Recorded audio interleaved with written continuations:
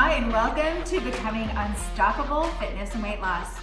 We're your hosts, Lynn and Stephanie. We're just two ordinary girls. We were born without skinny jeans, and we fought hard to become fit and fierce. Now we're coaches who get to share our passion for health and strength with others. We started this podcast so we could help share the knowledge and insights that have helped many of our clients with an even larger audience. And our dream is to help you become unstoppable. So today in episode 11, we're going to be talking about why you might want to embrace that competitive nature of yours. So I am a coach. Stephanie is a coach too. I'm a nutrition and mindset coach. Stephanie is a fitness coach. And I'm also a mom, and I've been noticing a lot, and I've noticed this for a while being in the fitness industry, health and fitness industry, that people have this idea that competition is a bad thing. And it's kind of driving me crazy a little bit. It's interfering with some of my clients' mindsets and my kids. So I wanted to talk a little bit about today and just open this up. And, whatever we say is just our opinion and our experience. We always want to reiterate that. It's not gospel. We want you to see what works for you, but we're just going to explore this idea a little bit. If you do have a competitive nature, which I think most of us do, how you can use that to your advantage to create your best life. So that is what today's episode is about. So I'm just going to start out asking Stephanie, and I'll tell you right off before I even ask you, I'll confess, I am so competitive. Well, I've won, in a lot of areas, but I would say like on the tennis court, oh my gosh, it came out. Like I would not get off that tennis court a loser. I would find a way to win no matter what. Not cheating or anything. Yeah. But I would go to great lengths to win. And I'm even thinking about like in my family. So even though I would like to say I'm not competitive, there's always something in the back of my mind saying like, I'm going to do it better, or I can do it better. And it's nothing personal against the other person. It's just like I see one standard and I'm like, oh, I could beat that. Like, how can I do that? This would be fun trying. And it's really taken a lot of soul searching for me to come to that place, and a lot of self-honesty and a lot of releasing myself from the shame. Like, I honestly feel that humans were made that way for good purpose. So that's my confession, even though it's not really a confession. That's where I've come to. That's the place I've come to. So let's talk a little bit about you. Do you consider yourself to be competitive? Do you have this competitive drive in you? Yes, I do. I will say by nature, I'm not an ultra competitive person, but I've always had competitiveness in me because I would consider myself like my whole life, I've wanted to be a high achiever, and I always work hard for whatever I have in front of me, whatever task it is. And I think I always wanted other people to be proud of me, like whether it was my parents or whatever, from a young age. But I never saw myself as a very competitive person. But I will say over recent years, my competitiveness has grown, and I think it's only done positive things for me. Yeah, because if you're a high achiever, it's like, what do you base your bar on? Other people. Yeah. And like the people around you or whoever you're competing against. So yeah, that is a level of competitiveness. Yeah, you need somewhere to set your bar. So being a high achiever, I think that is part of having a competitive instinct. But I'm like, It's good. It's a good thing. It's made you like into the amazing person that you are. So, yay. So let's talk a little bit about how amazing you are. No, I'm just kidding. But how has it served you? How has that competitive spirit actually made you better? I feel like when I've grown in competitiveness, that helps me grow personally, because when I am trying to beat other people or be the best at something, that means I have to work that much harder. Like I have to be the hardest worker at whatever it is, whether it's a physical competition or a mental competition or just running a business. Like running F45 South McKinney. I want to be the best F45 that there is. I like to see what other F45s are doing, even ones out in California that I have friends working at or whatever. Yeah. I'm like, what are they doing to be amazing? And how can I do something like that to be better? Or how can I level up from what other people are doing? Because I want to be the best, and I want to give the best. And when it comes to like physical competitions, like on cardio day, sometimes I'll get really competitive on our heart rate monitors with the other people in class. Usually it's not my like number one goal to like be burning the highest or have the highest heart rate.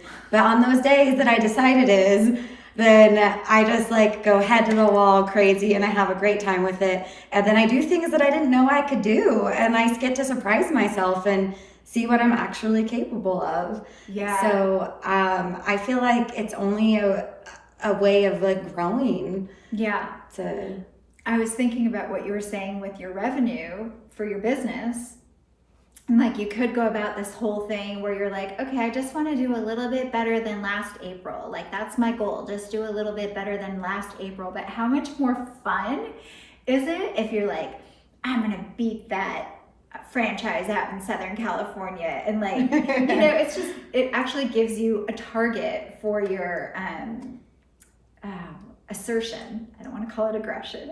And it's just like, I even think about Olympic swimmers, right? Like they could say, well, I just want to do a little bit better than my last time. But the minute, who was it? Michael Phelps had this competition going with, I don't know, one of the guys on the US team in the Olympics. And they had this back and forth and it made both of them so much better. And it was a healthy competitive spirit, but he named his competitor. He's like, I'm going to beat this guy. Or, oh no, I think the other guy said, I'm going to beat Michael Phelps. That's what it was. Competitiveness, it works. Yeah. So it makes you really focus. It makes you really fine tune your technique, right? How else has it made you better? I think it builds me up mentally it almost makes me more hopeful, because then I know if I'm going to compete against someone else, then I know I'm going to give it a real effort. Like it's not just an option. Like there's some sort of deadline, some sort of moment that I have to like work up to. So it makes me mentally in a better place, because I'm like, okay, I know no matter what, even if I end up not winning or not, I'm going to come out better. So it almost makes me more hopeful with just life or the specific whatever task it is, or life in general. Like I know I'm getting better, I know I'm improving, and I'm gonna give it my best shot. Like, so even if I don't end up winning, like I know like I'm gonna be better for it. So having that competitiveness makes me I'm more positive and hopeful, because it's just making my life better because I'm doing something worthwhile. Yes, assertive. Yeah. Versus passive. Mm-hmm. I love that. Because I don't think we were made to be passive. I think a lot of us became passive. We were like socialized to become passive. I'm not an expert in this, but I don't believe that passive is our nature. But the passive ones, everybody likes the passive ones. I don't know. Doesn't really get you very far. No, I say be politely assertive. Yes. Anyways, I was thinking also about the marathon. So I ran a marathon a couple years ago, and I didn't have a goal. Well, I think I wanted to finish under 2 hours. I think that was my goal. But I wasn't like super fierce about it. It was my first one. I'm like, I just want to finish the darn thing. Sometimes that's a good goal. Yeah, but I was thinking how much more fun it would have been if I had an object for my or if I had a competitive someone in mind. I know that like on mile 20, because my mind started playing tricks on me, which I think is kind of what you were identifying a little bit. I was like, mile 20, I was running up a hill. I was like, I shouldn't have done this. This is like stupid, like what am I trying to prove? Like my mind just started going inward. But if I had had somebody who I was competing with, I think it would have, and I didn't quit. Of course I didn't quit, because that's Never. No. But Quit. I think it would have made the whole thing more fun if I had had an object for my aggression, my assertion. Yes. Not aggression can be okay. Yeah. A little bit. Yeah. Can you relate to that in any way? Yes, I will say, like, I know, well, my closest thing to a marathon was doing the Spartan Ultra Beast.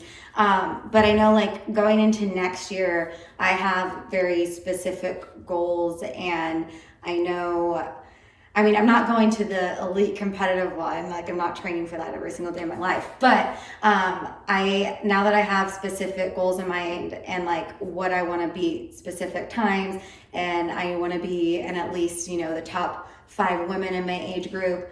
Like, oh, I love that. Having a specific goal to compete against, even if it's not, I'm not in the competitive where I'm, you know, working against the top like 3 women. So even if it's not that specific, still having some sort of specified goal to make it competitive against others, and having that competitive goal, I feel like I know I'm going to train so much harder this year, and yes. I know that dedication is going to come, and I'm so excited. I'm very proud of like just doing it last year. That was my first one, but I kind of have the same feeling, like I'm going to do so much better and be so much more prepared because I have specific goals. It wasn't just to finish. Yeah, like you're going to have to refine your technique even more and fine tune your training. Yep.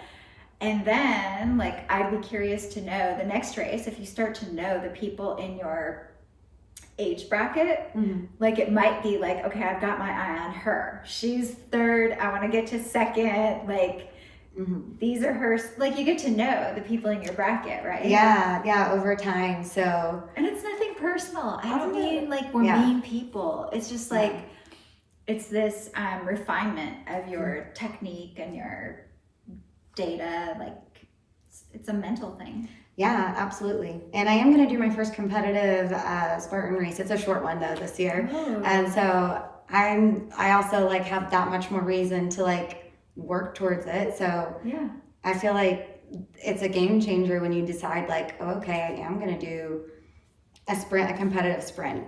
It's different from the other one I was talking about, but yeah, I think it's going to come out in a way better result. Yeah. No matter what. Yeah. Now, an example where I'm not competitive, and maybe I should be, I was thinking about like when I'm lifting weights. Okay, so like we're in a row lifting weights, and like, I mean, every once in a while I'll be like, oh my God, I'm lifting heavier than that guy over there. Or I'm lifting heavier than all the guys. I'm the same. You do the same? Okay, yes. So that's fun. But most of the time I am focused on my form and my technique. If I was so focused on them, then it would take it would take the focus off of like what I was doing. But it is a little fuel or a little fun and inspiration for me. It's not that I'm necessarily trying to lift heavier than them, but it's really fun to see like, ooh, I am lifting heavier than them. Yeah. And I will say like that pushes me, especially when I have my friends like working out with me and I see what they're lifting. And I'm like, okay, she did this. I'm going to have to do that at least. Yeah. Yeah, that's true. Pushes me. You know, as long as I know it's safe. Obviously, you could also hurt yourself that way if you're not ready for it. But as long as it's in the realm of like safety and like being reasonable. Yeah. But it does give you that extra drive. Like that's why I love my like group fitness environment and like all my female friends in class that are so strong. You know, it just gives you that competitive drive and like. And now I feel like so many of the women there are like that at F45 in my studio. And I love that because then it only makes me have to work harder. Yeah. And get better and stronger. Yeah. So. I love that. Like when you put me with Lisa, she's one of my really good friends. And we literally would say to each other, like, well, if you can do that, I can do that. And we would bump up our weights. Like it was no problem competing. Yeah, it was super fun. Yeah. So it can be really fun and serve you well. So how do you make competition fun for yourself? Well, that way is like, I look at my competitors not as like an enemy. Like, we do challenges at my studio at 45 South McKinney where it's like 8 weeks of like a body weight composition change. And so myself and the other coaches are going in to do the competition.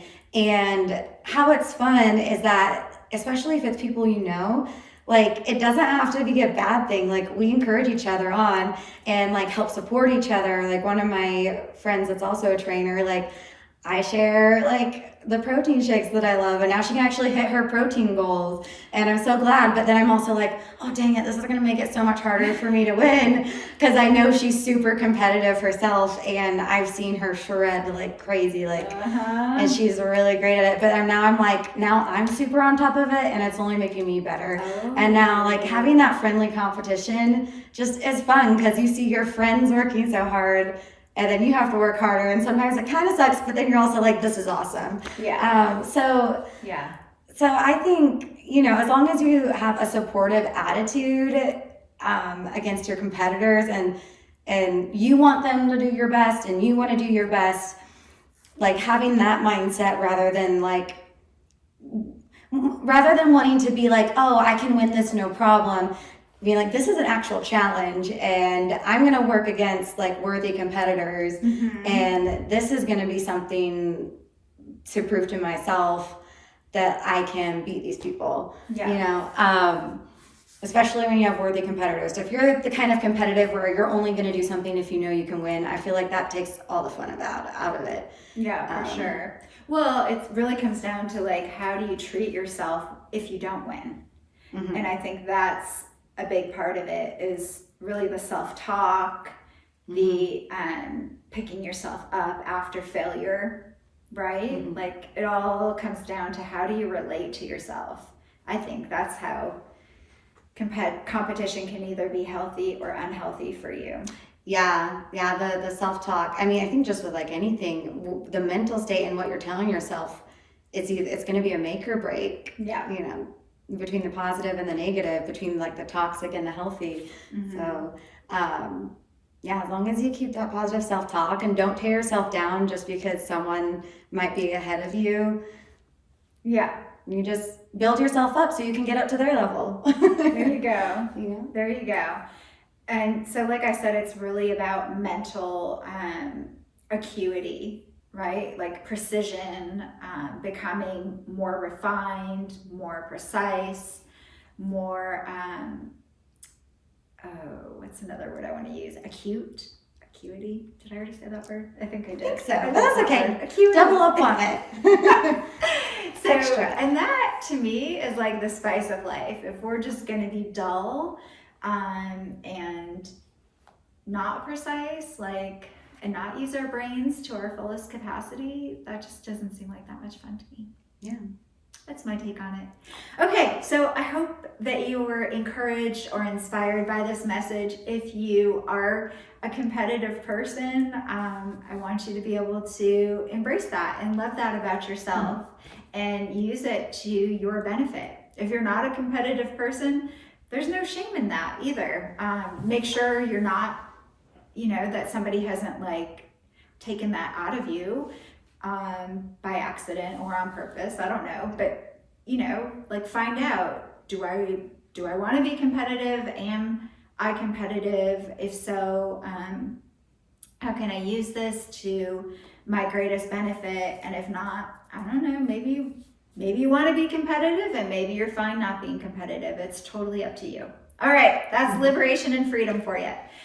Okay, you guys, thank you so much for listening. If you found this episode to be useful, please take a moment to rate and review the podcast. We would love to hear your feedback. And if you have any comments or questions for us personally, please don't hesitate to reach out. Our email information both of our information are in the show notes. So we would love to help you out with any particular struggles that you're facing. And tune in next time for some more Becoming Unstoppable Fitness and Weight Loss.